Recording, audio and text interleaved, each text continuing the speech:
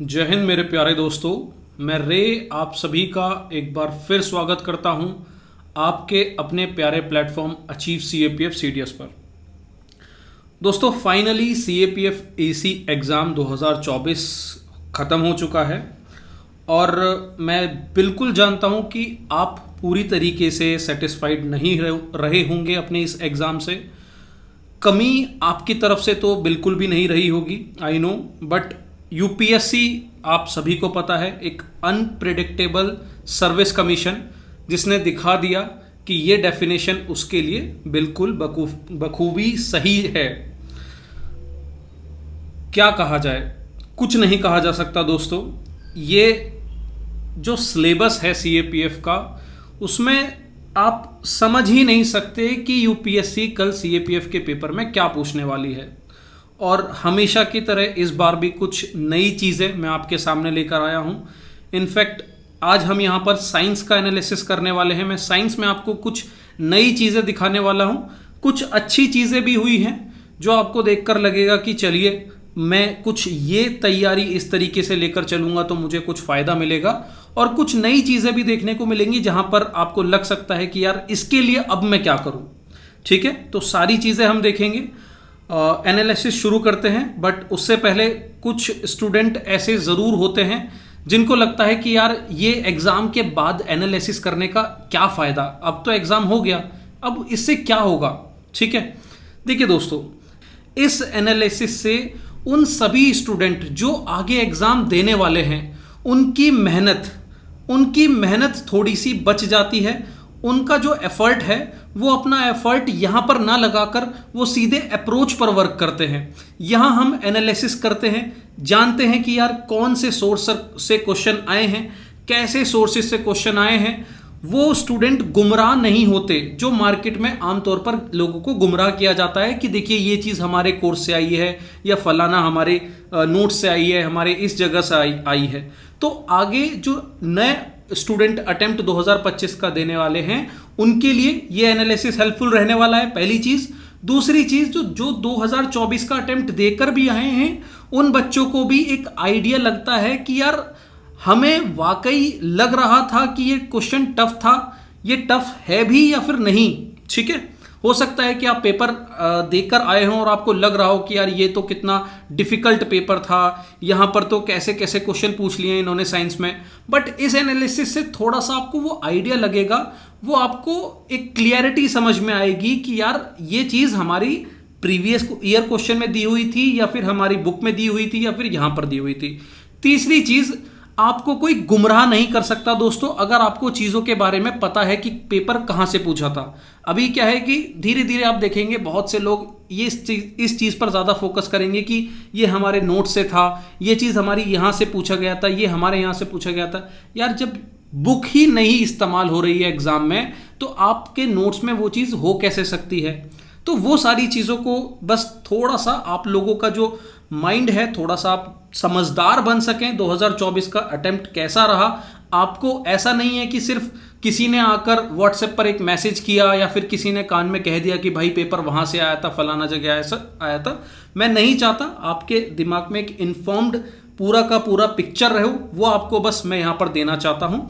और 2025 के लिए भी जो बच्चे तैयारी करना चाहते हैं, आप में से भी बहुत सारे स्टूडेंट होंगे जिन्होंने 2024 का अटेम्प्ट दिया होगा, जो 25 के लिए प्रिपेयर करना चाह रहे होंगे, तो सभी स्टूडेंट एक इन्फॉर्म डिसीजन ले सकें, उनके लिए है ये एनालिसिस। तो ये फ़ायदा है दोस्तों इस एनालिसिस का। तो चलिए बातें कम करते हैं और काम शुरू करते हैं। उम्मीद करता हूँ दोस्तों आप इस पूरे एनालिसिस को ध्यान से सुनेंगे और हमारी इस मेहनत को अपने कमेंट से, अपने लाइक से यहाँ पर शो करेंगे। दोस्तों सबसे पहले तो मैं आपको यहाँ बताऊँगा कि बायो केमिस्ट्री फिजिक्स का जो पार्टीशन रहा है वो कैसा रहा है। हमेशा की तरह आपने देखा होगा कि हमारे एग्जाम में 30 क्वेश्चंस हमेशा पूछे जाते थे। 30 क्वेश्चन साइंस से हमेशा रहते थे, जिसमें से आप देखेंगे 10 फिजिक्स के, 10 केमिस्ट्री के, 10 बायो के। ये रेशो हमेशा से चला आ रहा था पिछले 5 साल से, पर इस साल इस ट्रेंड को तोड़ा गया है। ये चीज़ हमने CDS 12024 में भी देखी थी। हुआ क्या, देखिए बायो के क्वेश्चन आए हैं दोस्तों इस बार आपके 7। अब इस बायो को भी मैंने 2 पार्ट में ब्रेक किया है, वो मैं आपको बायो के एनालिसिस में दिखाऊंगा। ठीक है, यहां पर ये पूरा कंप्लीट एनालिसिस रहने वाला है। हो सकता है कि वीडियो थोड़ी सी लेंथी जाए, बट थोड़ा सा सब्र बनाए रखिएगा। केमिस्ट्री में क्वेश्चन आए हैं 11 दोस्तों। केमिस्ट्री में क्वेश्चन ज्यादा पूछे जा रहे हैं। फिजिक्स में पूछे गए हैं सिर्फ और सिर्फ 5। ये जो ट्रेंड आप देख रहे हैं, सेम यही ट्रेंड CDS 1 2024 में फॉलो हुआ था। बायो में क्वेश्चन मीडियम, केमिस्ट्री में सबसे ज्यादा और फिजिक्स में सबसे कम। पता नहीं फिजिक्स का वेटेज क्यों घटा दिया जा रहा है, बट मुझे लगता है कि स्टूडेंट के लिए ये फायदे में ही है। बहुत सारे बच्चे फिजिक्स से डरते भी हैं, बट केमिस्ट्री को थोड़ा सा आपको अपर हैंड देना पड़ेगा, उसको और मेहनत करनी पड़ेगी। बट यहां पर एक और चीज मैं दोस्तों आपके नोटिस में डाल दूं कि इस रेशो से अपनी स्टडी को डिवाइड इस तरीके से लेकर मत चलिएगा। अगर आप ये सोचकर चल रहे हैं कि यार अब तो मैं केमिस्ट्री को ही बहुत ज्यादा मेहनत करूंगा, फिजिक्स पे कम करूंगा और बायो को ठीक ठाक दूंगा टाइम, ऐसा मत करना भाई। यूपीएससी का कुछ नहीं पता खेल। इस बार आपने देखा होगा, मैथ्स 15 क्वेश्चन पूछे जाते थे, बढ़ा दिए 20 कर दिए। इकोनॉमी 8-9 क्वेश्चन पूछे जाते थे, बढ़ा दिए 15 क्वेश्चन कर दिए। तो कुछ नहीं पता कि कहां से क्या बढ़ा दे क्या घटा दे। इसीलिए बायो भी पढ़ो, केमिस्ट्री भी पढ़ो और फिजिक्स भी पढ़ो। जैसे चीजें पहले चल रही थी बस उसी तरीके से चलने दो, ठीक है। करना किस तरीके से सब कुछ दिखाऊंगा। टोटल नंबर ऑफ क्वेश्चन इस बार कितने हुए? 23। 30 क्वेश्चन से घटकर सर 23 क्वेश्चन हो गए इस बार साइंस के, ठीक है। 1-2 क्वेश्चन ऊपर नीचे हो सकता है जो कि करंट या फिर किसी ने किसी और सब्जेक्ट में मर्ज कर दिया हो, बट सर मोटा मोटी 23 क्वेश्चन है जो आपके साइंस से पूछे गए हैं, ठीक है। तो ये बात ध्यान रखिएगा। चलिए शुरू करते हैं दोस्तों। सबसे पहले बायो के एनालिसिस से। बायो के जो 7 क्वेश्चन है मैं आपको वो दिखाता हूं, और ये मैंने अलग अलग क्यों लिखा है मैं ये भी आपको बताता हूं। दोस्तों इस बार बायो में 3 क्वेश्चन बायोटेक्नोलॉजी से पूछे हैं। मैंने उनको बायो का ही पार्ट बनाकर बायोटेक्नोलॉजी में डाला है। 3 क्वेश्चन इस बार आपके बायोटेक्नोलॉजी से आए हैं। ये ए सेट है, ध्यान रखिएगा। क्वेश्चन नंबर 21, क्वेश्चन नंबर 28 और क्वेश्चन नंबर 27। सर यहां पर आप हर जगह देखेंगे आपका वर्ड यूज हो रहा है बायोटेक्नोलॉजी, ठीक है। यहां पर भी आपका इस्तेमाल में है, बायोटेक्नोलॉजी के बारे में बात हो रही है, और यहां पर भी बायोटेक्नोलॉजी। अब आखिर अचानक क्या हुआ जो ये इतना बायोटेक्नोलॉजी हो रही है? अब इसके बारे में तो मुझे नहीं पता, बट इसका सोर्स मैं आपको जरूर दिखा दूंगा दोस्तों। क्वेश्चन समझिएगा। Which one among the following biotechnologies is applied to manufacture pharmaceutical products such as insulin, antibiotic और वैक्सीन? अब भाई कौन सी बायोटेक्नोलॉजी अप्लाई होती है फार्मास्यूटिकल प्रोडक्ट को बनाने के लिए, जैसे कि इंसुलिन, एंटीबायोटिक और vaccine? White, red, green, blue. तो सर इसका सोर्स आपका रहने वाला है आपकी 11th और 12th में सर 2 बुक आती हैं बायोटेक्नोलॉजी नाम से। 11th और 12th में 2 बुक आती है बायोटेक्नोलॉजी नाम से, वहां से क्वेश्चन आया था डायरेक्ट। आप देखेंगे उस बुक में टेबल नंबर 1.1 में यहां पर मेंशन है blue biotechnology, green biotechnology, red biotechnology, white biotechnology, और यही 4 चीजें दी हुई हैं। जिसमें आप अगर आंसर पर डायरेक्ट जाएंगे तो रेड बायोटेक्नोलॉजी डिफाइन करती है medical biotechnology which is applied to manufacture pharmaceutical product such as insulin, enzyme, antibiotic, vaccine. Clear है? रेड बायोटेक्नोलॉजी इसका आंसर है। मैं यहां पर मार्क कर देता हूं, आपका आंसर होगा बी। क्लियर? कहां से पूछा है ये समझ में आ गया। बायोटेक्नोलॉजी की नाम की एक बुक है आपकी क्लास 11th की, वहां से ये पूछा गया है। ये चारों की चारों डेफिनेशन आपके सामने है। अब सुनो मेरी बात, देखो यार बायोटेक्नोलॉजी की बुक एक और नई ऐड हो गई सिलेबस में। अब बच्चे कह रहे होंगे कि सर इसीलिए तो मैं कह रहा था कि एनालिसिस मत बनाओ, खामखा का सोर्स ऐड करा देते हो। यार देखो भाई, मेरा कोई मकसद नहीं है आपके ऊपर प्रेशर बढ़ाना, मेरा कोशिश है स्मार्ट स्टडी करानी, ठीक है। अब स्मार्ट स्टडी का पार्ट ये तो नहीं कहता कि मैं आपको कहूं कि भाई ये पूरी की पूरी बुक जाकर पढ़ लो, नहीं, ये गलती मत करना।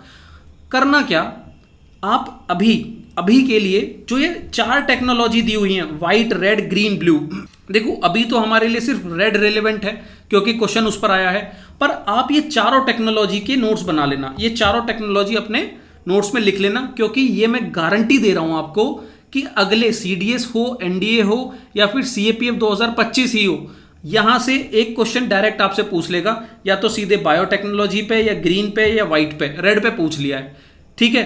अभी देखो यहां पर इसने स्टेटमेंट दिया है और टेक्नोलॉजी पूछी है, अगली बार आपको टेक्नोलॉजी दे देगा यहां पर और पूछेगा कि ये किस चीज के मैन्युफैक्चरिंग के लिए इस्तेमाल में आ रही है, ठीक है, वहां पर चारों के ऑप्शन दे देगा, एक तरीका।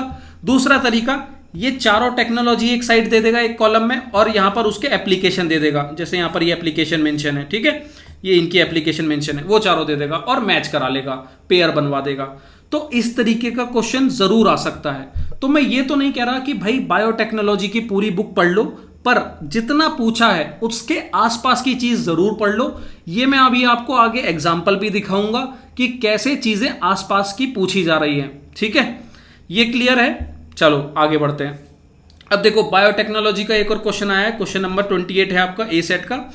कह रहा है which one among the following is the correct chronology of invention discovery in the field of biotechnology. अब भैया इनकी डिस्कवरी के बारे में अगर आपको जानकारी हो या फिर थोड़ी बहुत भी आप हिंट लगाएं, लॉजिकल गैस लगाएं तो पहुंच सकते हैं। पर अगर डायरेक्ट सोर्स की बात करूं मैं, तो डायरेक्ट सोर्स आपका पीछे वाला क्वेश्चन था क्लास 11th की बायोटेक्नोलॉजी, ये वाला क्वेश्चन है क्लास 12th की बायोटेक्नोलॉजी से। तो यहां पर 12th में एक बॉक्स दिया है दोस्तों, आप देखेंगे यहां पर पूरा डेवलपमेंट समझाया हुआ है बायोटेक्नोलॉजी का कैसे कैसे हो रहा है। तो जो टर्म था बायोटेक्नोलॉजी कब आया, डीएनए इन जेनेटिक मटेरियल कब आया, फिर हमारे लिए जो जरूरी है जानना डिस्कवर्ड प्लाज्माइड, ठीक है, ये हमें याद रखना है, 1952 में आया सबसे पहले डिस्कवरी ऑफ प्लाज्माइड। उसके बाद double helical structure of DNA आया, ठीक है, ये सेकंड नंबर पे आया आपका, ये फर्स्ट नंबर पे आया। देन उसके बाद काफी सारे इन्वेंशंस हुए बायोटेक्नोलॉजी में। लास्ट में फिर आता है डीएनए फिंगरप्रिंटिंग, तो डीएनए फिंगरप्रिंटिंग आपका थर्ड नंबर पे रहा। उसके बाद लास्ट में आपकी डॉली शिप, ठीक है, क्लोनिंग ऑफ डॉली शिप, ये आपका फोर्थ नंबर पर आ गया, ठीक है। सामने आपके प्रूफ है, सोर्स आपके सामने है। मैं बिल्कुल भी नहीं कहूंगा कि ये बुक भी आपको पढ़नी है। देखो ये क्लास 12th की बायोटेक्नोलॉजी हो गई, एक क्वेश्चन यहां से आ गया, बुक मत पढ़ना, पर कम से कम ये जो टेबल आपके सामने दी है, क्योंकि इसमें आप देख रहे होगे कि इंफॉर्मेशन अभी भी काफी सारी है जो पूछी जा सकती है।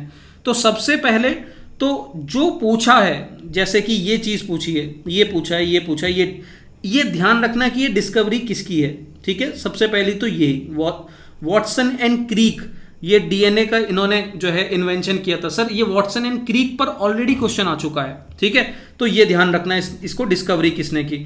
फिर ईयर भी थोड़ा सा देख लेना, मुझे नहीं लगता कि ईयर पूछेंगे क्योंकि पर्सन इंपॉर्टेंट होता है, ईयर बहुत ज्यादा माइन्यूट लेवल पर यूपीएससी नहीं जाती है, ठीक है। उसके बाद कहीं अगर इंपॉर्टेंट कुछ लग रहा है डिस्कवरी में, जैसे बायोटेक्नोलॉजी अपने आप में जो टर्म दिया है वो किसने दिया है, ये ध्यान रखना।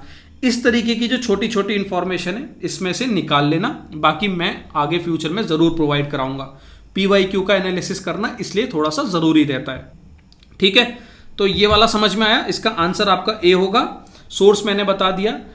देखो भाई फिर से मैं कहूंगा, मैं बिल्कुल भी नहीं चाहता कि मैं आपके ऊपर कोई भी बर्डन और बढ़ाऊं सोर्सेस का, पर इस चीज को समझो यार, बदलते जमाने की चेंज होती हुई चीजों को अगर हम उस चेंज को नहीं समझेंगे तो फिर हम पीछे रह जाएंगे। अभी सिलेक्शन नहीं हो रहा, ठीक है, अगर ये नहीं पकड़ोगे तो सिलेक्शन फिर तो बिल्कुल भी नहीं होने वाला है। तो इसीलिए इन चेंजेस को भी हमें देखना होगा। बेशक हम इन पर बहुत ज्यादा काम ना कर पाए, मैं नहीं कहूंगा कि मैं पूरी बुक अब आपको ये पढ़ने के लिए कहने वाला हूं, नहीं, पर फिर भी इस चीज को समझो कि क्वेश्चन आया कहां से है, और कम से कम नहीं तो मैं उसके थोड़ी बहुत आसपास की चीजें पढ़ लेता हूं। और ये मैं क्यों बोलता हूं आसपास की चीजें पढ़ने के लिए, सर मैं आगे भी आपको दिखाऊंगा। ये जो नए क्वेश्चंस निकल के आ रहे हैं ना, ये आपका हिंट है आगे फ्यूचर में आने वाले इनसे ही क्वेश्चंस का, ठीक है। चलिए ये तीसरा क्वेश्चन है बायोटेक्नोलॉजी पे। सर ये एक कॉमन सेंस बेस्ड कह लीजिए क्वेश्चन, आपके डायरेक्ट सोर्स से नहीं पूछा है। यहां पर आपका जो आंसर है C123 है, इसका सोर्स मैं नहीं दिखा पाऊंगा, कहीं पर भी इसका मेंशन नहीं है। ये तीनों ही आपके बायोटेक्नोलॉजी पार्क की टेक्नोलॉजी को बढ़ावा देने के लिए जरूरी है, बस यहां पर ये पूछा हुआ था, तीनों आपका राइट आंसर है, ठीक है। तो ये अभी तक तीन आपने बायोटेक्नोलॉजी के क्वेश्चन पूछे। अब आते हैं कोर बायोलॉजी पर, जहां पर पहला क्वेश्चन आपका मेंडल के एक्सपेरिमेंट के बारे में पूछा हुआ है कि उन्होंने किस चीज का एक्सपेरिमेंट करके एक्सप्लेन किया था अपना प्रिंसिपल ऑफ इनहेरिटेंस। तो सर अगर ये हेरिडिटी, इवोल्यूशन या फिर मेंडल को आप जानते भी हो, प्रिंसिपल ऑफ इनहेरिटेंस को जानते हो, और आप जानते हो कि उन्होंने सबसे ज़्यादा जो एक्सपेरिमेंट किए हैं, जो इस्तेमाल किया है, वो गार्डन पी का किया है। ठीक है, तो ये काफ़ी बेसिक क्वेश्चन था, उम्मीद करता हूं कि ये आपका गलत होना नहीं चाहिए था। ठीक है, ये कहाँ से क्वेश्चन आया है अगर मैं आपको बताना चाहूँ दोस्तों, क्लास 10th है, क्लास 10th का चैप्टर 9 है, पेज 144। यहाँ पर आपका मेंडल जी के बारे में इंफॉर्मेशन दी है और नीचे मेंशन भी है experiment Mendel used garden peas. ठीक है, मैंने एनालिसिस में भी और भी इंफॉर्मेशन यहाँ पर बताई हुई थी। ठीक है, तो ये है आपका यहाँ से क्वेश्चन पूछा हुआ हेरिडिटी एंड इवोल्यूशन का। उसके बाद नेक्स्ट क्वेश्चन पर चलते हैं। नेक्स्ट क्वेश्चन आपका है दोस्तों, in which layer of the plant tissue guard cells are present. तो भाई प्लांट के कौन से टिश्यूज में, जो प्लांट टिश्यू है, प्लांट टिश्यूज की कौन सी लेयर में, in which layer of plant tissue guard cells are present. तो अब लेयर अलग अलग है, उसमें से कौन सी लेयर में गार्ड सेल्स है। तो सर इसका जो राइट आंसर रहेगा मैं आपको दिखाई देता हूं कहां से ये पूछा है। ये आपका है क्लास 9th का chapter 6 tissue, important chapter. Question यहां से एक ना एक आ ही जाता है। पेज नंबर 71 है। देखिए यहां पर सारे टिश्यूज के बारे में डिस्कशन हुआ है। देन उसके बाद आते हैं outer most layer of cell is called epidermis. Epidermis के बारे में डिस्कशन हो रहा है। अब आप देखेंगे यहां पर एपिडर्मिस को एक्सप्लेन किया है दोस्तों। यहां पर देखिए, we can observe small pores here and there in the epidermis. Epidermis अगर मैं देखिए यहां पर मान लीजिए ये पूरा एपिडर्मिस की एक लेयर है, तो यहां पर आपको पोर नजर आ रहे होंगे। एक ये है, एक ये है, एक ये है, एक ये है, एक ये है, एक ये है। ठीक है, इन्हीं पोर को कहा जाता है स्टोमेटा। ठीक है, स्टोमेटा कहते हैं। और ये एक पूरा स्ट्रक्चर है, ये एक स्टोमेटा है। ठीक है, ये जो आप स्ट्रक्चर देख रहे हो ये एक स्टोमेटा है और इसी स्टोमेटा में दो सेल होती हैं। ये जो दो आप सेल देख रहे हैं राजमा जैसे, ये गार्ड सेल हैं, गार्ड सेल। ठीक है, तो उसने स्टोमेटा ना पूछ के स्टोमेटा का एक पार्ट जो है गार्ड सेल, उसके बारे में पूछ लिया। तो stomata are enclosed by 2 kidney shaped cell called guard cell. तो भाई अगर वो स्टोमेटा पूछ लेता या गार्ड सेल पूछ लेता, वो कुछ भी पूछ लेता, दोनों चीजें आपके एपिडर्मिस पर प्रेजेंट होती हैं। तो राइट आंसर आपका सी होगा, एपिडर्मिस। ठीक है, तो कौन से प्लांट टिश्यू के लेयर पर रहती है, एपिडर्मिस के, ये आपको ध्यान रखना है। इंपॉर्टेंट चैप्टर है, यहां से काफी सारी चीजें पूछी जाती हैं। फ्यूचर में मैं आपको और डिस्कस करूंगा इस चैप्टर में क्या इंपॉर्टेंट है क्या नहीं है। अभी आगे बढ़ते हैं। लाइफ प्रोसेस पर एक और क्वेश्चन आपका यहां पर है, in what form excess of glucose is stored in human body. अब दोस्तों जो मैं आपको बता रहा था कि क्यों जहां से पहले क्वेश्चन पूछा है उस एरिया को अच्छे से पढ़ लेना जरूरी होता है। अब यहां पर पूछा है कि एक्सेस ग्लूकोज हमारी बॉडी में जो बन जाता है तो वो कहां स्टोर होता है। तो सर आपको याद होगा, पहली बात तो ये क्वेश्चन पहले CDS 1 2022 आपके CAPF 2023 दोनों में आ चुका है। दोनों में सेम तरीके से क्वेश्चन आया था। मैं 23 का डिस्कस कर लेता हूं। स्टार्च और ग्लाइकोजन के स्टोरेज पर बात हुई थी कि ये किसके अंदर बनता है और कहां बनता है। तो इसमें हमने देखा था यहां पर कि जो ग्लाइकोजन है वो एनिमल सेल में बनता है और स्टार्च बनता है प्लांट सेल में। ठीक है, तो पहली चीज तो अगर इतनी इंफॉर्मेशन भी हमें ध्यान है तो हम स्टार्च को एलिमिनेट कर देंगे, जो कि आप में से बहुत सारे बच्चों ने आंसर टिक किया होगा। स्टार्च यहां पर गलत है। ठीक है, तो अब एक तो चीज ये रही। अब ये आपका PYQ है। अगर मैं इसको बात करूं आपके NCERT से कि NCERT में कहां पर है, तो सर NCERT में ये लाइफ प्रोसेस का एक टॉपिक है, चैप्टर लाइफ प्रोसेस है, चैप्टर 6, वहां पर पेज नंबर 95 है। तो वहां पर पूरा एक्सप्लेन किया है स्टार्च का फंक्शन, ग्लाइकोजन का फंक्शन, जिसमें बताया है कि फूड जो स्टोर होता है ह्यूमन बॉडी में वो ग्लाइकोजन के फॉर्म में स्टोर होता है। ठीक है, ग्लाइकोजन के फॉर्म में। और मैंने वहां पर हमारे गेम चेंजर प्रोग्राम में ये जब क्वेश्चन कराए थे तो ये अलग से मेंशन भी करवाया था, ये बनवाया भी था कि जो एनर्जी स्टोर्ड होती है प्लांट में वो स्टार्च के फॉर्म में होती है और एनिमल या फिर ह्यूमन बीइंग में कह लीजिए वो स्टोर होती है ग्लाइकोजन के फॉर्म में। तो सर या तो आप इसे NCERT से कर सकते थे या फिर आप इसे प्रीवियस ईयर क्वेश्चन से कर सकते थे। ठीक है, तो ये कराया हुआ क्वेश्चन है। तो स्टार्च तो यहां पर बिल्कुल गलत हो गया, आंसर आएगा सर ग्लाइकोजन। अब देखो CAPF 2023 में क्वेश्चन आया, CDS 1 2022 में क्वेश्चन आया और वहीं से 24 में घुमा फिराकर, बहुत ज्यादा टफ तो नहीं कहूंगा, सिंपल सा क्वेश्चन पूछ लिया। यही मैं कह रहा हूं कि वो जो बायोटेक्नोलॉजी के क्वेश्चन आए हैं, आप पूरी बुक मत पढ़िए, आप उन क्वेश्चनों को और उन क्वेश्चनों के आसपास की इंफॉर्मेशन को जरूर पढ़ लीजिएगा, क्योंकि हो सकता है क्वेश्चन आ जाए। और ऐसा मैं दिखाऊंगा 23 में CAPF 2023 में ज्योग्राफी में लास्ट ईयर सॉइल से एक डिफिकल्ट सा क्वेश्चन आया था। अब उसी सॉइल के 4 ऑप्शन में से एक ऑप्शन उठाकर उन्होंने एक क्वेश्चन बना दिया। ज्योग्राफी का डिस्कशन होगा तब मैं आपको दिखाऊंगा। तो ये अप्रोच को समझने की कोशिश करना, सिर्फ और सिर्फ किताबों में ही डूबे मत रह जाना, तरीका समझो। अब थोड़ा सा यूपीएससी बदल रहा है अपने क्वेश्चन देने के पैटर्न को, ठीक है। आगे बढ़ते। अब अगला क्वेश्चन है, which one of the following structure is not found in prokaryotes. Prokaryotes में कौन सा स्ट्रक्चर नहीं फाउंड होता? सर फिर से वही प्रीवियस ईयर क्वेश्चन आप देखेंगे, डायरेक्ट एनडीए के 2023 क्वेश्चन में सेम क्वेश्चन यही आता है कि which one of the following structure is not present in prokaryote cell. कौन सा स्ट्रक्चर प्रोकैरियोट सेल में नहीं प्रेजेंट होता? आंसर है सीधा न्यूक्लियस, ठीक है। ऑप्शन में सेल वॉल भी है, राइबोसोम्स भी है, प्लाज्मा मेम्ब्रेन भी है। सेम यही चीज है सर आपके यहां 2024 में ऑप्शन में भी दे रहा है। सेल वॉल भी दिया है, राइबोसोम भी दिया है, सेल मेम्ब्रेन या प्लाज्मा मेम्ब्रेन वो भी दिया है। तो ये तीनों तो आपके प्रेजेंट हैं प्रोकैरियोट सेल में, बट न्यूक्लियर एनवलप नहीं है, ठीक है, जिसे न्यूक्लियस भी कह रहे हैं यहां पर। तो यही आपका राइट आंसर है। आप यहां पर प्रीवियस ईयर क्वेश्चन में देखेंगे 2023 का लेटेस्ट क्वेश्चन हम लोगों ने यहां पर अटेम्प्ट किया हुआ है।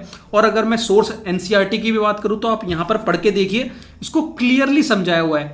यहां पर क्लियरली कहा है कि in some organisms like bacteria the nuclear region of the cell may be poorly defined due to absence of nuclear membrane. तो बाहर का जो न्यूक्लियर मेम्ब्रेन है, जो न्यूक्लियर एनवलप है, वो एब्सेंट रहता है कुछ ऑर्गेनिजम्स में, जैसे कि एग्जांपल दिया बैक्टीरिया का। और ऐसे ऑर्गेनिजम्स को हम लोग कहते हैं प्रोकैरियोट्स।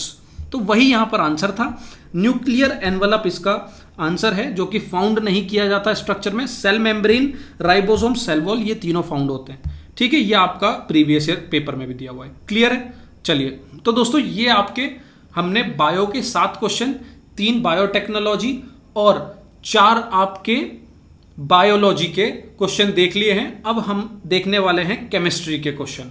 दोस्तों केमिस्ट्री में हमने बात करी थी, 11 क्वेश्चन हमारे आए हुए हैं। 11 क्वेश्चन केमिस्ट्री के पूछे गए, सबसे ज्यादा क्वेश्चन पूछे हैं। इसे थोड़ा सा ध्यान से देखिएगा, काफी इजी क्वेश्चन भी पूछे हैं, काफी कुछ अच्छे क्वेश्चन भी हैं। मैटर इन आवर सराउंडिंग से पहला क्वेश्चन यहां पर केमिस्ट्री में देखा जाता है। 11th क्वेश्चन नोट करेक्ट पूछा है। हमेशा याद रखना, नोट पर सर्कल करना, कई बार नोट पर ना ध्यान देते हुए सीधे आप करेक्ट मार्कर चले आते हो। 4 यहां पर स्टेटमेंट दिए हुए हैं। ये 4 स्टेटमेंट कहां से पूछे हैं मैं आपको बुक में लेकर चलता हूं और दिखाता हूं ये क्वेश्चन कहां से पूछा हुआ है। पहले तो ये क्वेश्चन उठाकर हम यहां से लेकर चलेंगे। हम क्लास 9th के पहले चैप्टर यानी कि मैटर इन आवर सराउंडिंग, यहां पर मैं आपको लेकर चलता हूं। इसमें देखिए, पहला तो ये वाला जो एरिया आप यहां पर देख पा रहे होंगे, ये वाला एरिया मैंने अलग से हाईलाइट पहले से इसे किया हुआ है। आप चैप्टर का हाईलाइट देख सकते हैं दोस्तों, इतने बारीकी से जहां से क्वेश्चन पूछे जा चुके हैं, पूछे जा सकते हैं, हर एक चीज को हाईलाइट करके दिखाया हुआ है, ठीक है। अभी आप देखेंगे, बिल्कुल एक एक चीज मैं आपको दिखाता हूं। देखिए क्वेश्चन क्या था आपका, ध्यान से देखिएगा। क्वेश्चन में आपसे पूछा गया था, कह रहा है कि on increasing the temperature of solid the kinetic energy of particle increase.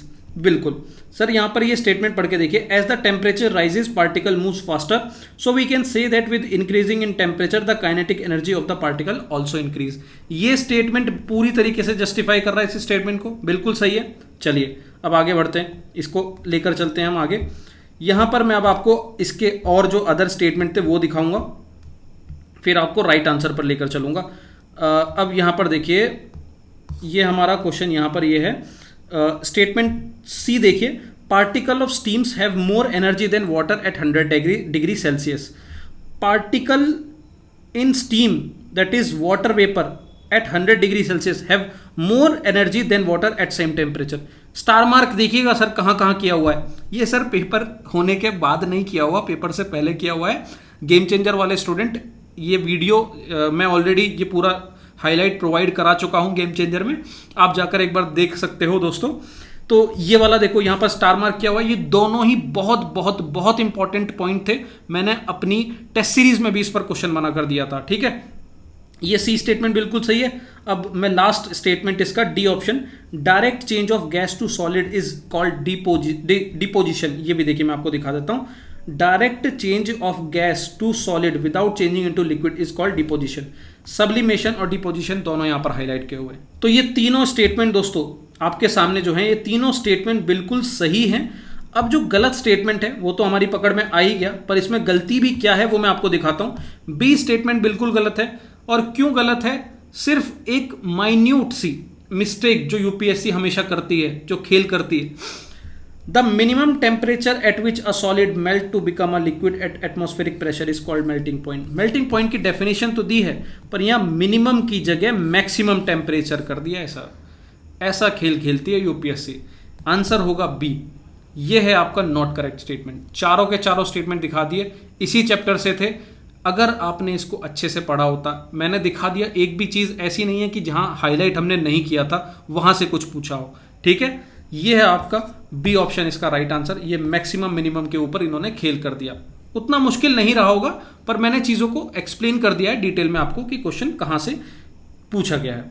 चलिए, ये हो गया हमारा राइट आंसर, इसका बी है।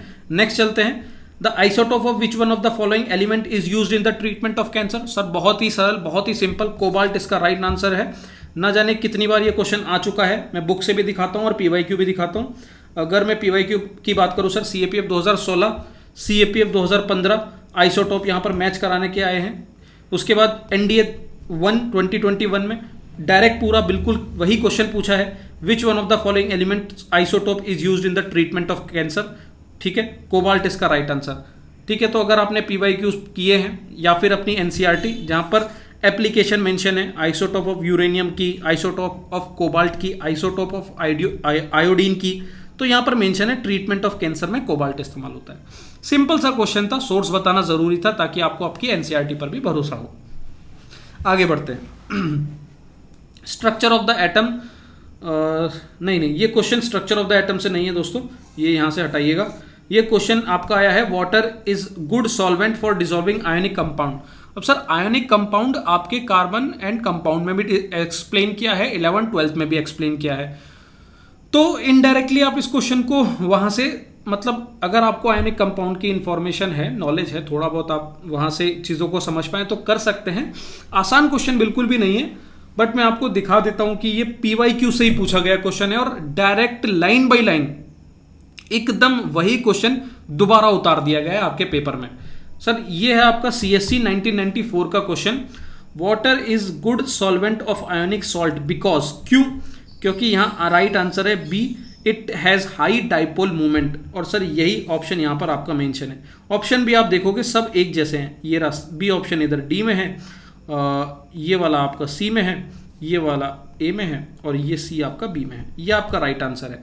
तो ये आपका सीएससी 1994 का भी जो है प्रीवियस ईयर क्वेश्चन है, बाकी आप इसे हायर स्टैंडर्ड से भी देख सकते हैं। ठीक है, चलिए अब कार्बन एंड कंपाउंड से क्वेश्चन आया है। कह रहा है कि which among the following is correct with respect to bond formation in ethyne. Sir bond formation के तीन आपको पता है होने चाहिए। ठीक है, जिसमें एक यहां पर आप देखेंगे आपके कार्बन एंड कंपाउंड में saturated and unsaturated carbon compound को समझाते हुए 3 एग्जाम्पल इन्होंने लेकर दिखाए हैं, एक इथेन, इथीन और इथाइन। तो जैसे जैसे ये थेन इन आइन होता जाता है, इसके जो बॉन्ड है वो बढ़ते चले जाते हैं। अब इसके पीछे की कहानी क्या है, जब आप ये पढ़ोगे, पूरा स्ट्रक्चर देखोगे, समझोगे, समझ में आ जाएगी बात। इथेन है तो सिंगल कार्बन कार्बन जो है बॉन्ड है, अगर इथीन है तो डबल बॉन्ड है, और अगर ये आपका इथाइन है, YNE है, ठीक है, तो आपका तीन बॉन्ड आ जाएंगे यहाँ पर एक्सप्लेन भी किया हुआ है। ठीक है, तो ये इसलिए इसका जो आंसर होगा आपका carbon carbon triple bond right answer होगा। अब दोस्तों देखो, ये इतना मुश्किल नहीं था, ये जो है इतना मुश्किल नहीं था।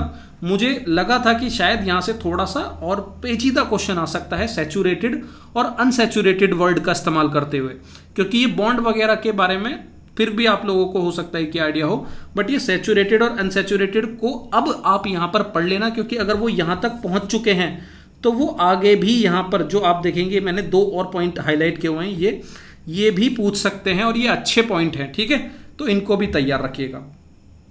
चलो आगे बढ़ते हैं। अब दोस्तों क्वेश्चन आपका कह रहा है कि which among the following are main ingredient for manufacturing of glass. Sir इसका कोई सोर्स आपको शायद नहीं मिला होगा, ना ही आपने इसको अब कभी पढ़ा होगा आपके एनसीईआरटीज में, मुझे भी ज़्यादा देखने को नहीं मिला। पर क्या मैं ये कह सकता हूँ कि ये क्वेश्चन नहीं किया जा सकता था? सर आप एक चीज़ ज़रूर देखेंगे आपके पेपर में, पेपर टफ आया, मैं पूरी तरीके से एग्री करता हूँ। पेपर में क्वेश्चंस ऐसे आए हैं जो आपके डायरेक्ट एनसीईआरटी से नहीं पूछे गए हैं, काफ़ी हद तक ऐसे क्वेश्चन हैं। बट फिर भी आपको जो आपके प्रीवियस ईयर क्वेश्चंस की जो नॉलेज है वो आपको यहाँ पर इस पेपर में बहुत मदद करने वाली है, ठीक है। और ये आप यहाँ पर अभी साइंस में देख रहे हैं, मैं आपको फ्यूचर में आपकी पॉलिटी, हिस्ट्री, ज्योग्राफी, मैथ्स सब मैं दिखाने वाला हूँ, ठीक है। जितनी मुझसे पॉसिबल हो पाएगी मैं आपको ज़रूर दिखाऊंगा। तो अब देखिए ये वाला क्वेश्चन है, मैन्युफैक्चरिंग ऑफ ग्लास पूछा हुआ है। सर इस पर ना ऑलरेडी आपके 2021 एनडीए 2023 एनडीए में मैन्युफैक्चरिंग ऑफ ग्लास पर क्वेश्चन पूछा जा चुका है। और अभी आप देखेंगे यहीं से आप अपना 24 के आंसर को निकाल देंगे।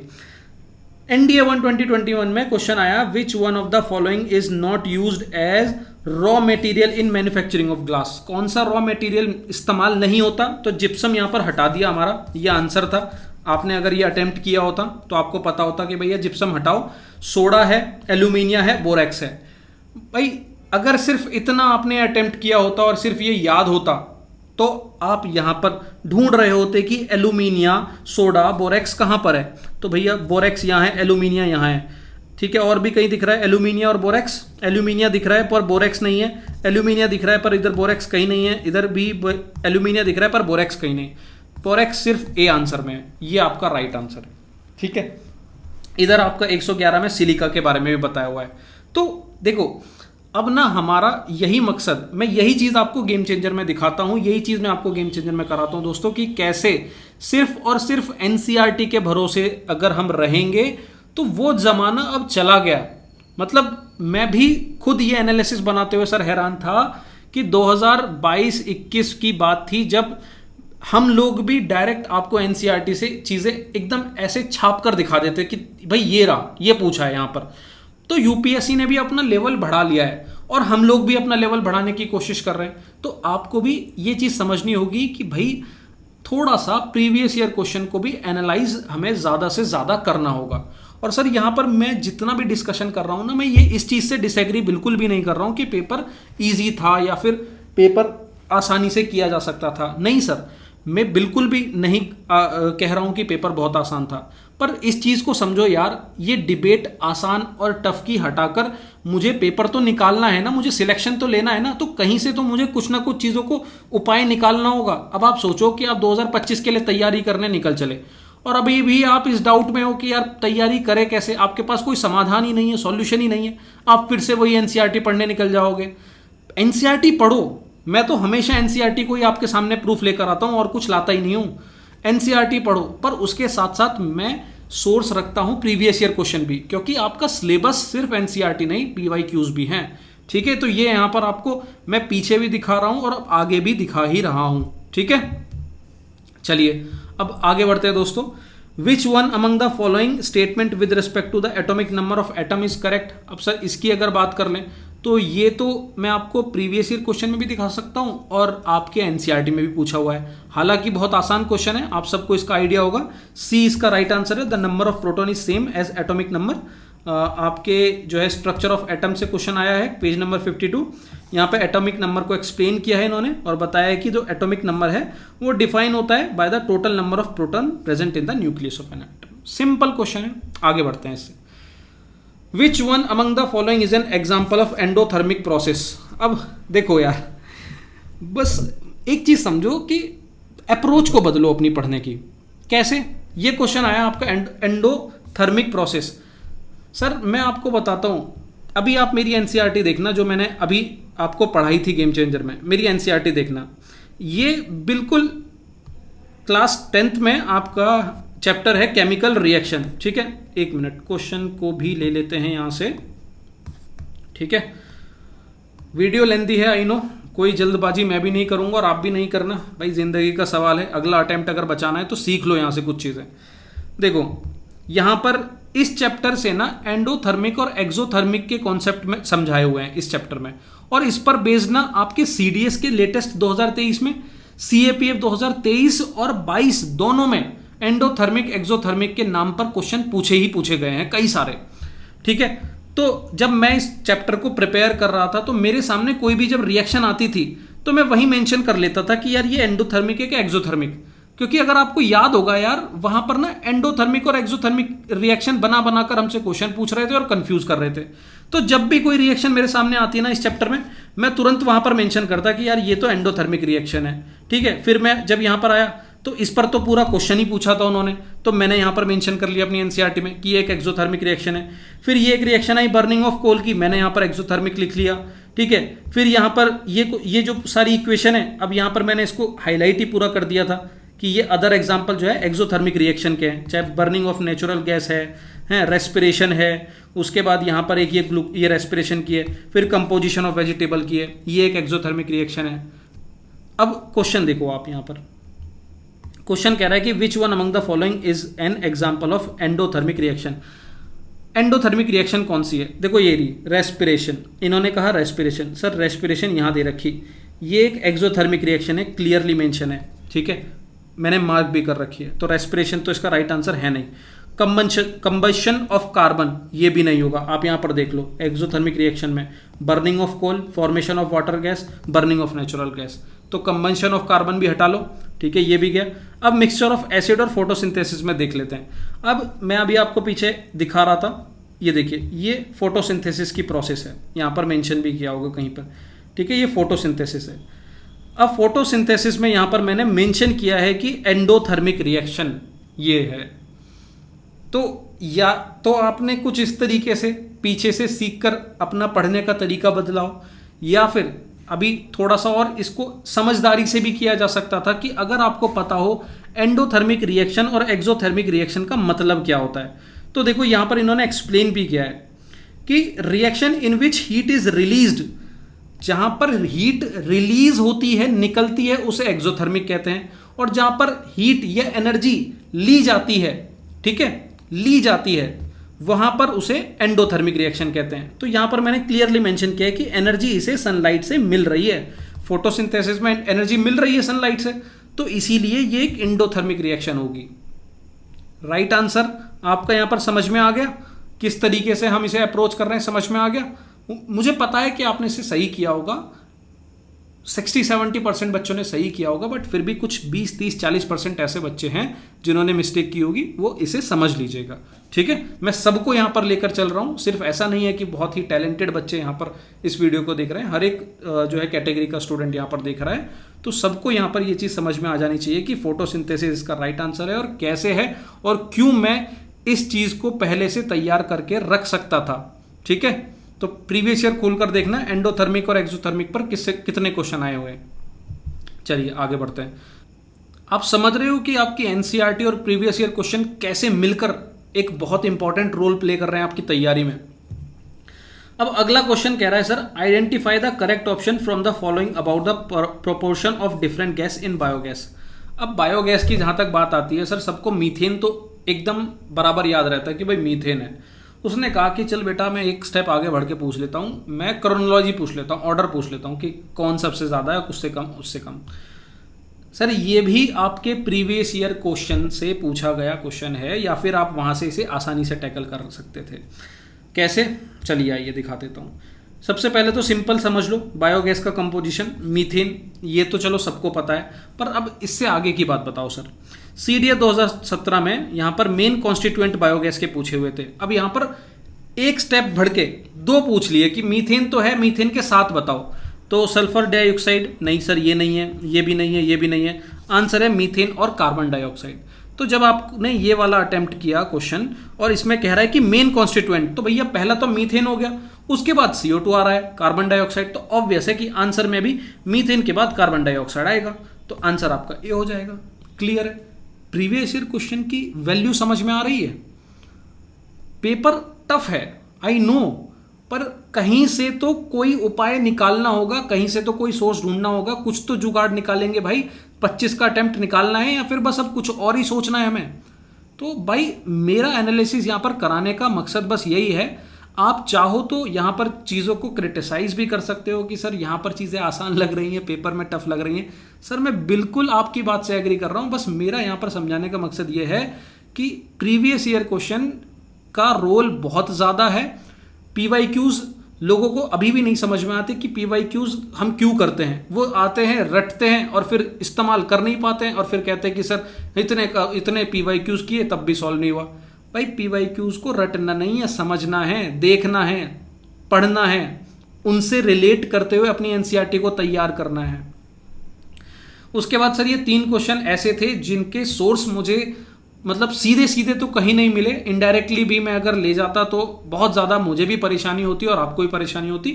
तो इसको मैं अभी हटाता हूँ। इसको जो है आंसर जो है मैं आपको ऑलरेडी आंसर की मैं प्रोवाइड करा चुका हूँ, तो आप वहाँ से देख लीजिएगा, ठीक है। तो अभी आगे बढ़ता हूँ। यहाँ आपकी केमिस्ट्री कंप्लीट हो जाती है। अब आ जाते हैं फिजिक्स पे। कुछ 4-5 क्वेश्चन फिजिक्स के भी थे जो आपके एग्जाम में पूछे गए थे। फिजिक्स धीरे धीरे घट रही है, अच्छा है बुरा है वो आप कमेंट सेक्शन में बताएंगे। चलिए अब क्वेश्चन नंबर है आपका ये, विच one among the following has largest energy per photon. पूछ रहा है कि लार्जेस्ट एनर्जी पर फोटोन कौन से जो है यहां पर देखी जा रही है, एक्सरे में, अल्ट्रावायलेट रेज में, या विजिबल रे या इंफ्रारेड रेज में। तो ये यहां पर क्वेश्चन है। मैं अब आपको यहां पर इसको दिखाता हूं। देखो यार, मैं अगर बार बार पीवाईक्यूज बोल रहा हूं ना तो मैं आपके सामने प्रूफ भी लेकर आ रहा हूं, और मैं अभी आपको दिखाऊंगा कि ये 2024 का ये वाला क्वेश्चन भी, जिसे आपने शायद गलत किया होगा, ये भी आपके प्रीवियस ईयर क्वेश्चन से ही पूछा गया है। आप अगर पीवाईक्यूज खोलकर देखेंगे, नोटिस करेंगे, जितने भी क्वेश्चन आपके यहां पर इलेक्ट्रोमैग्नेटिक इंडक्शन पर बेस्ड होते हैं, वो या तो बात करते हैं वेवलेंथ की या फिर बात करते हैं फोटोन की। इन्हीं 2 पर क्वेश्चन बेस्ड रहते हैं, और मैं आपको भी प्रूफ से दिखाता हूं। मैं लेके चलता हूं सर हमारे गेम चेंजर प्रोग्राम में, वहां मैं आपको दिखाता हूं कितने सारे क्वेश्चन मैंने आपको यहां पर इलेक्ट्रोमैग्नेटिक इंडक्शन पर कराए थे। चलिए दोस्तों मैं दिखाता हूं। तो सर यहां पर हम लोगों ने इलेक्ट्रोमैग्नेटिक स्पेक्ट्रम पर कुछ क्वेश्चन अटेम्प्ट किए थे, जिसमें मैं आपको दिखाता हूं कि जो आपके एग्जाम में क्वेश्चन आया है, आपके जो एग्जाम में क्वेश्चन आया है वो कैसे डायरेक्टली आपके प्रीवियस ईयर क्वेश्चन में पूछा गया था। बस आपने बशर्ते क्वेश्चनों को, प्रीवियस ईयर क्वेश्चन को अच्छे से अटेम्प्ट किया हो। एक सेकंड में मैं अभी आपको दिखाता हूं। मैंने लिखा हुआ था 1696 क्वेश्चन, यानी कि 1700 से 2 कम पे कहीं क्वेश्चन था जो कि आपके एग्जाम में पूछा गया था। 2 नहीं 4, सॉरी 1696। हाँ ये रहा, देखो एनडीए 2017 में आपका ये रहा क्वेश्चन। पूछा है which one among the following wave carries the maximum energy per photon. और आपके एग्जाम में क्वेश्चन क्या है, which one among the following has largest energy per photon. Example x-ray, radio wave, light wave, microwave. Answer क्या है, x-rays. A is the right answer. यहां पर NDA 2017 में ये क्वेश्चन आया। देख रहे हो आप, आपके प्रीवियस ईयर क्वेश्चन है। अब आप ये कहो कि यार ये पेपर में डिफिकल्ट क्वेश्चन आया, ये कहाँ से पूछ लिया। सर देखो बहुत सारे क्वेश्चन ऐसे ज़रूर आए हैं, पर कुछ चीज़ें ऐसी भी रही हैं जो आप इस तरीके से अटेम्प्ट कर सकते थे। और अब आप देखेंगे परेशान होने वाले बच्चे परेशान हैं, पर जिन्होंने कुछ इस तरीके से प्रिपरेशन की होगी, ठीक है, वो सिलेक्शन ले रहे होंगे। जितनी वैकेंसीज हैं वो वैकेंसीज भरेंगी, ज़रूर भरेंगी। और अब अभी आप देखना चीज़ों को, देखो अब ये वाला यहाँ पर आपने देखा। अभी मैं आपको और भी दिखाता हूँ कि ये कहाँ पर और भी आपका एक ही क्वेश्चन नहीं, इसको और भी तरीके से पूछा है। यहां पर देखिए ये क्वेश्चन यूवी लाइट और एक्सरेज के बारे में यहां पर 2-3 स्टेटमेंट दिए। यहां पर आप देखेंगे द सेकंड स्टेटमेंट देखिएगा, the energy of X-rays photon is higher than the UV light photons. तो यहां पर मेंशन भी किया हुआ है, फोटोन्स के बारे में बात की हुई है। वो तो अभी आपने पीछे देखा वो एकदम डायरेक्ट था, ये थोड़ा सा इनडायरेक्ट है। और भी मैं आपको दिखा देता हूं, कुछ और भी जगह मैंने देखा था। एक ये रहा, infrared visible and ultraviolet radiation light have different properties, which one of the following statement related to this radiation light is not correct. तो सर लास्ट वाला ऑप्शन देखिए, the photon energy of ultraviolet is lesser than the visible light. मतलब 2 ही चीजों पर based question है यहाँ पर, properties, या तो वेवलेंथ या फोटोन। तो ये फोटोन ऐसा नहीं है कि मतलब क्यों पूछ लिया, अचानक से कहाँ से आ गया। आप देखोगे जितने भी क्वेश्चंस यहाँ पर पूछे गए थे या तो वेवलेंथ पर पूछे जाते हैं या फोटोन्स पर पूछे जाते हैं। तो कुछ इस तरीके से PYQs का इस्तेमाल करके हम इस क्वेश्चन को भी अटेम्प्ट कर सकते थे। ठीक है, चलिए आगे बढ़ते हैं। अब नेक्स्ट क्वेश्चन देख लेते हैं दोस्तों। नेक्स्ट क्वेश्चन हमारा काफ़ी सिंपल, काफ़ी इजी, फिजिक्स का साउंड चैप्टर से, क्लास 9th पेज 173। पूछा है कि हियरिंग फॉर ह्यूमन के लिए जो ऑडिबल रेंज है वो क्या होती है। तो यहाँ पर सिर्फ ये लोग नंबर में फंसाने की कोशिश करते हैं।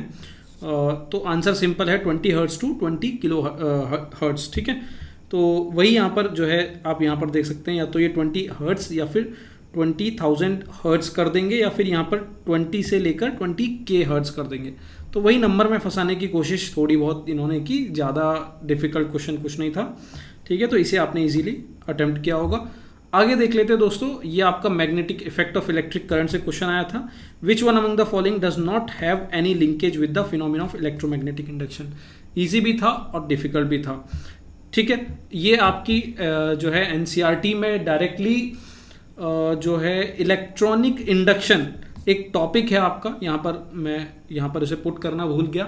इलेक्ट्रॉनिक इंडक्शन में मेंशन है, पर यहाँ पर पूरी तरीके से आपको ये सारे एग्जांपल्स नहीं देखने को मिलेंगे। अगर आपने इलेक्ट्रोमैग्नेटिक इंडक्शन का जो टॉपिक है वो तैयार किया है, समझा है चीज़ों को, तो शायद उसके जो है एप्लीकेशन पर बेस्ड चीज़ों को समझकर आप यहाँ पर इसे एलिमिनेट कर सकते हैं कि इलेक्ट्रॉन माइक्रोस्कोप इसका जो है आंसर नहीं होने वाला है। मतलब वो इस फिनोमेना पर बेस्ड नहीं है, किसी भी तरीके से उसका कोई लिंकेज नहीं है। तो ये इसका राइट आंसर है। देन उसके बाद एक क्वेश्चन आपका फिजिक्स में था, heat transfer of heat mechanism. यहाँ पर जो है पूछा है कि कौन जो है मीडियम नहीं रिक्वायर करता जब भी हीट ट्रांसफर होती है। तो वैसे तो ये बहुत सिंपल क्वेश्चन है, रेडिएशन इसका राइट आंसर है। बट ये क्लास 7th में मैं आपको एक बार दिखा भी देता हूँ तुरंत ही। हीट नाम का एक चैप्टर है, तो यहाँ पर मेंशन भी किया हुआ है, सभी टाइप के हीट्स को यहाँ पर एक्सप्लेन किया हुआ है। कंडक्शन, जहाँ पर ट्रांसफर ऑफ जो है आपका मटेरियल रहता है, पूरा एक्सप्लेन किया हुआ है कंडक्शन को।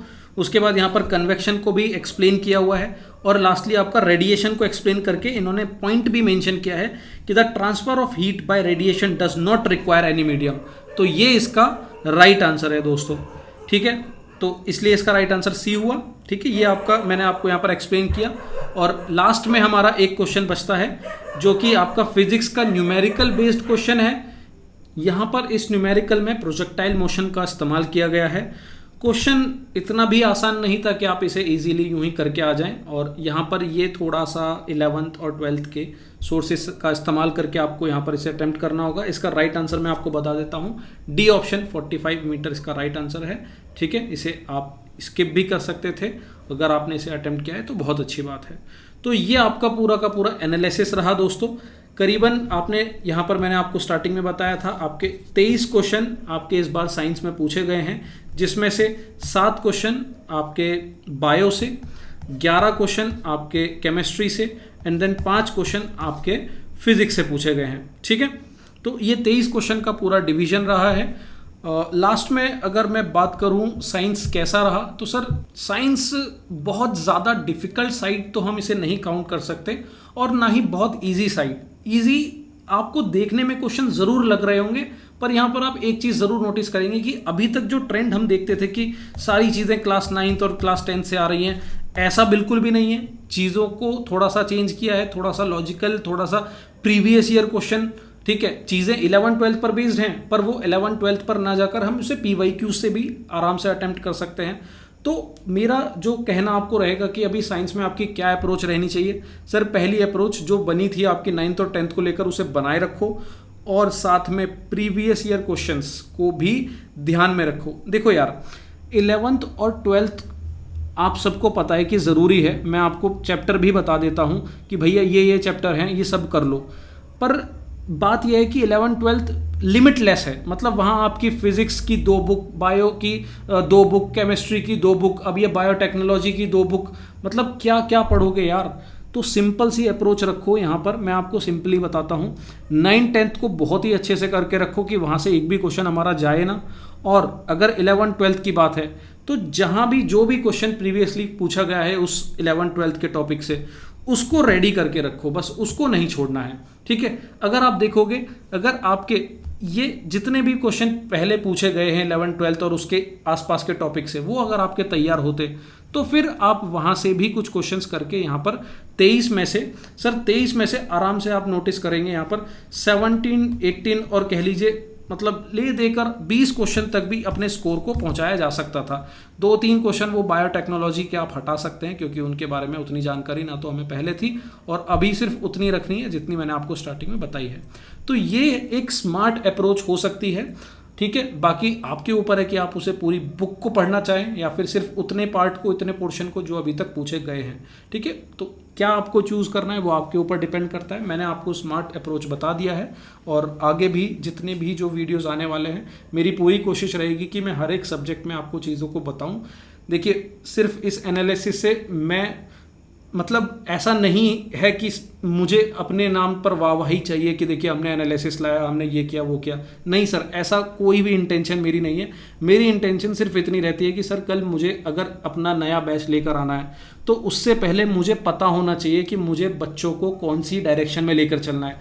मैं उस तरीके का इंसान बिल्कुल भी नहीं हूँ कि जो अभी तक मैं चीज़ें पहले कराता आ रहा था बस वही चीज़ें मैं अभी फिर से जो है घसीटम घसीटा करता रहूँ, ठीक है। मुझे जानकारी चाहिए होती है कि भाई अगर लेटेस्ट ट्रेंड में बच्चों को चीज़ें टफ लगी हैं तो उसके पीछे क्या रीज़न रहा है, और हम अगर चीज़ें बुक से बाहर आई हैं तो हम क्या अप्रोच का इस्तेमाल कर सकते हैं। तो वो चीज़ सबसे ज़रूरी है जो कि बहुत लोग इग्नोर करते हैं, पर वो हम लोग यहाँ नहीं करेंगे। बैच चाहे 10 दिन 20 दिन महीने भर लेट आ जाए, आप सेल्फ स्टडी थोड़ा सा लेट से स्टार्ट करना, पर सर ये एनालिसिस मस्ट है क्योंकि आपकी आगे आने वाली सारी प्रिपरेशन सिर्फ और सिर्फ इसी एनालिसिस पर डिपेंड करती है। अगर ये एनालिसिस टाइम से सही से अच्छे से कर लोगे तो आगे आप बहुत ही सही ढंग से, गाइडेड ढंग से अपनी प्रिपरेशन कर रहे होगे। नहीं करोगे तो जो अभी हुआ है वही फिर से 2025 में दोहराया जाएगा, ठीक है। उम्मीद करता हूँ ये वीडियो आपको पसंद आई होगी। कुछ इन्फॉर्मेशन अगर मिली होगी तो प्लीज़ यहाँ पर कमेंट सेक्शन में बताएं। कोई अगर हमसे कमी रही होगी तो वो भी बताएं, हम आगे उस सारी कमियों को इम्प्रूव करेंगे। थैंक यू दोस्तों, पढ़ते रहिए, आगे के वीडियोज़ आपको जल्द से जल्द प्रोवाइड की जाएंगी। धन्यवाद, जय हिंद।